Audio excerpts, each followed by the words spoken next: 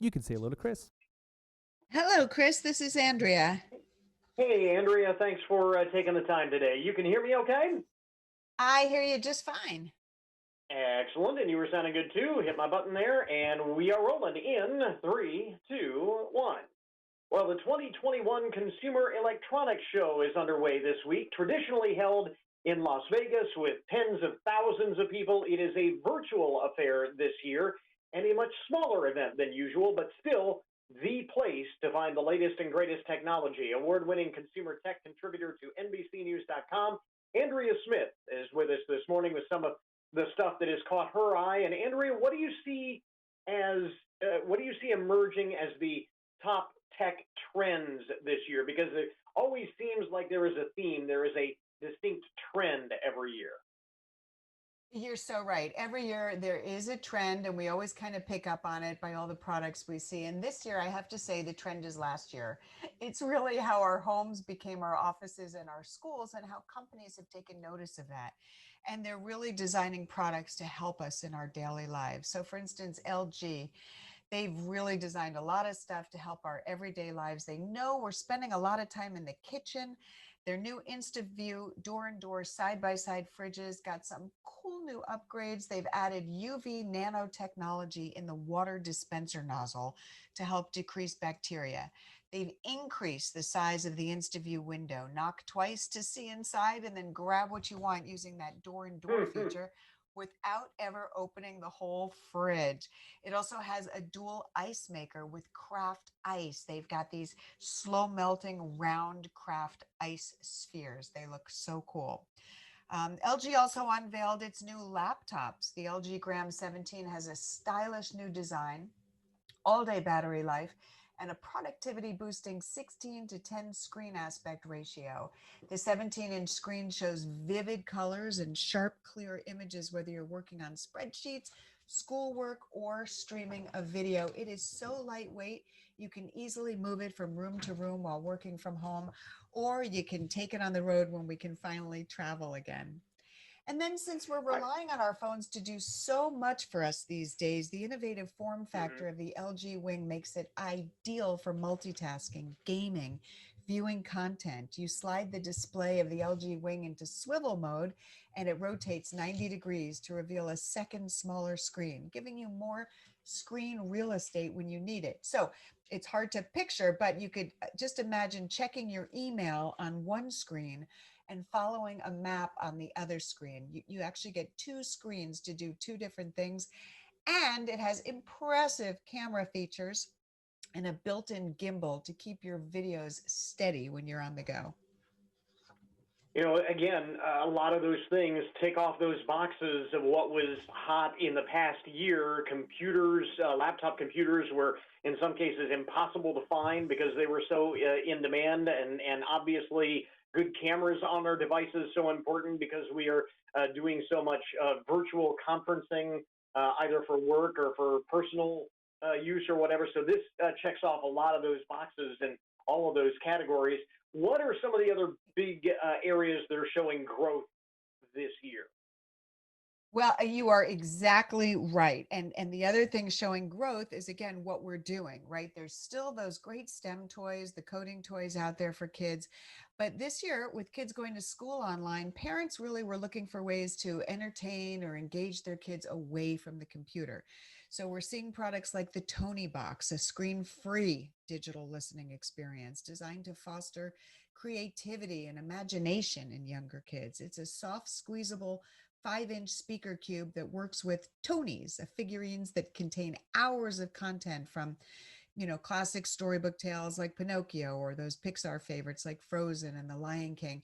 And then for grandparents who can't, be with their grandchildren right now, you can record a Tony, you can record a personalized greeting, read a book, sing a song, and your grandchildren can play that. So it's really just a cute, personalized way of staying in touch without screens.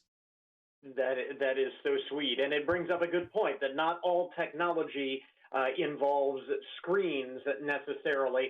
I want to kind of pick your brain as a bit of an analyst here. We mentioned that this is a smaller virtual event this year. Is that going to hamper the rollout of some of this stuff? Because so often companies rely on the buzz that CES generates as sort of a springboard to becoming the next big thing. Are they still going to be able to do that given the platform of the show this year?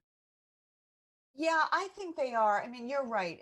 But the thing is, a lot of these products take almost a full year to come out. So the big item last year at CES, one of my favorites, just came out in December. It just took that long to get through production, to get, into distribution. Sometimes they take that long.